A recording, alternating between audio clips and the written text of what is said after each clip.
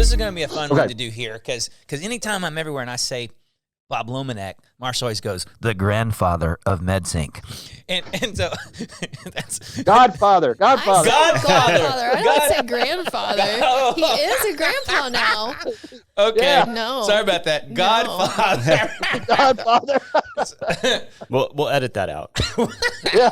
I think that's pretty funny. So tell us, you were around when this whole thing got kicked off with pharmacy. So kind of tell us, what's the history of MedSync? Tell us the history of MedSync in the world through Bob Lomenick's eyes. I've told this story, and you may have heard it, but I'm sure there's a lot of people out there that have not.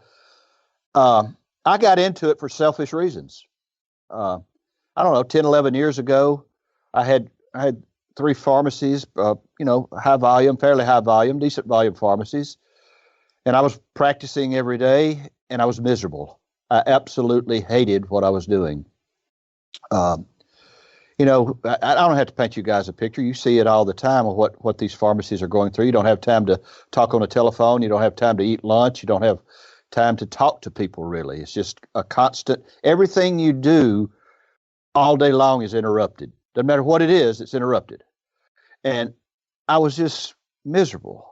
And I went home one evening after I closed the store, and I went into an empty house. My wife and kids were gone, probably to a ball game that I couldn't attend because I was married to the pharmacy, And so I didn't turn into the TV on. I just sit down on the sofa. With your bottle of scotch. Yeah, I'm sure. With my first drink of scotch. Yeah. And I thought, this is not exactly how I thought my career was going to go. I'm just not happy. I don't like this. And I just said, I reflected on that day. Who was in that day? And of course, in communities like Holly Springs, Mississippi, a small community, we know our people, we know everyone. So I reflected on who came in that day. And I thought, well, a lot of those people were in 2 or 3 days before that. A lot of people, those same people were in the week before that. And I'm painting a picture. You all know these people were in multiple times throughout the month getting refills on their maintenance medication and interrupting everything I was doing. So I thought, I've got 3 choices here. I can keep complaining, and my family and friends were tired of me complaining. I'm one of those. I got to the point where I was one of those. When I walk into a room, everybody would leave. We don't want to hear Bob's complaints. Yeah. Or the second choice is I could just accept it. Okay, this is the way my life's going to be, and just keep going. Try to deal with it. Or thirdly, I could change. Well, then I questioned myself. What was I going to change? And I reflected back on those patients that were in. I said, why can't these people get all their maintenance medications one time a month?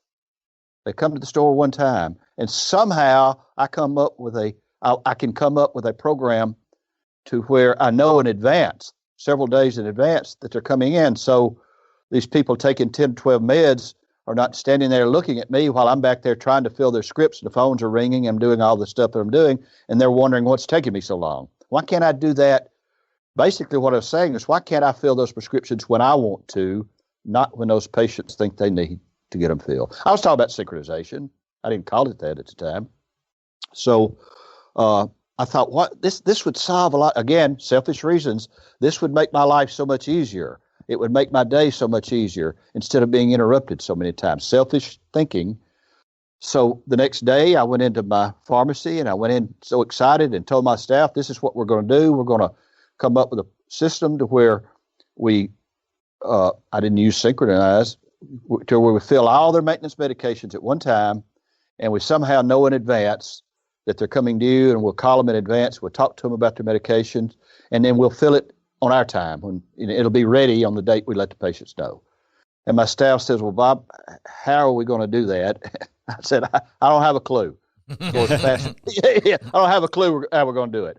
And of course, now with the help of people like Pioneer, we've got systems that'll do it for these pharmacies. And for the life of me, I don't know why in the world every pharmacy doesn't have a sync program or adherence program. We can talk about that. But anyway, that's what I was talking about. So I just trial and error. And I did it completely wrong. The first, I set Susie up a desk in the back room with a telephone and a computer system and a label printer. And the first person that walked in with a sack full of bottles, 15 bottles, that was my first candidate, which is totally the wrong way to do it nowadays. But I didn't know at the time.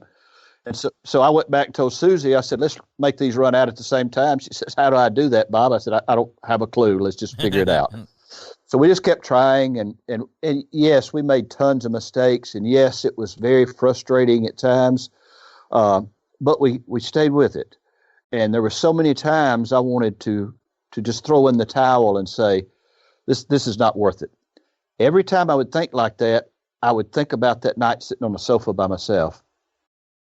And I'd say to myself, I may not be going the right direction here, but I'm not going back there. I was miserable. Right. So we stayed the course. Several months into it, I was in the pharmacy at working the bench one day, and it was, 11:30 in the morning, and I punched the number to see how many prescriptions we'd filled, and it was like 250. But I didn't feel like I had touched 10 prescriptions that morning because I thought it was actually very slow in the store. Yep. And I went back there on Susie's desk, and she had a stack of labels, which was our process at the time, where she had called all these sync patients, told them their medications would be ready and whatever time it was then.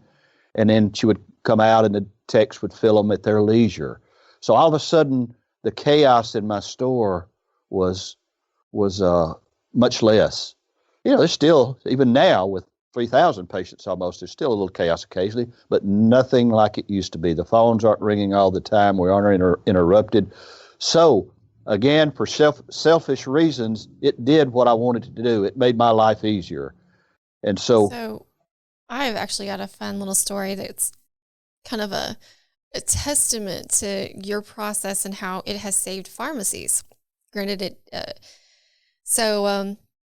we were at PDS and we were taking you to dinner. Mm-hmm. And there was another pharmacist. I'm not going to say his name. You'll know who I'm talking about. But I was meeting you two in the lobby and he got there first. And of course, it's PDS. They're talking about MedSync. And the first words out of his mouth were, all this MedSync talk, why is it my responsibility to make sure the patients take their meds? And I'm like, oh my God, I'm about to put him in the car with the godfather of Sync. And I'm like, this is going to be bad. This is going to be bad. I was like, I was panicking a little bit. And I was like, okay, maybe I can sit them apart.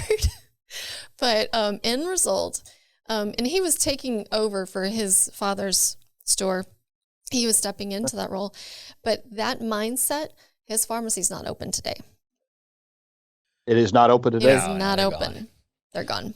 Wow. I see, and just to piggyback on that, Marsha, is I do a lot of talks about presentations, about synchronization. I do a lot of presentations on synchronization, obviously, and I'm in demand, and that's fun. I'm flattered. I think that was our first introduction. Is I was sitting in on one of yours.